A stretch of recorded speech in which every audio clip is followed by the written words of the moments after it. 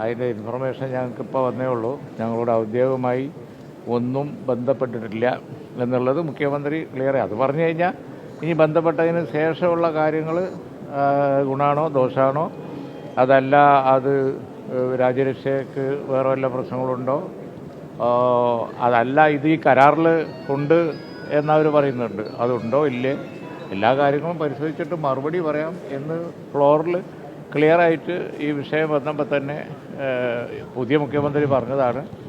പഴയ മുഖ്യമന്ത്രിക്കും അവിടെ ഇരിക്കുന്നവർക്ക് ഇതിൻ്റെ കാര്യങ്ങൾ ഞങ്ങളെക്കാൾ കൂടുതൽ അറിയാമല്ലോ. കാരണം ഇപ്പോൾ 10 വർഷം അധികാരത്തിൽ അവരായിരുന്നില്ലേ. ഈ നമ്മളെ പോർട്ട് അദാനി പോർട്ട് തിരുവനന്തപുരം നമ്മൾ വിഴിഞ്ഞം പോർട്ട് ഇത് കൊണ്ടുവന്നത് ഞങ്ങളാണ്.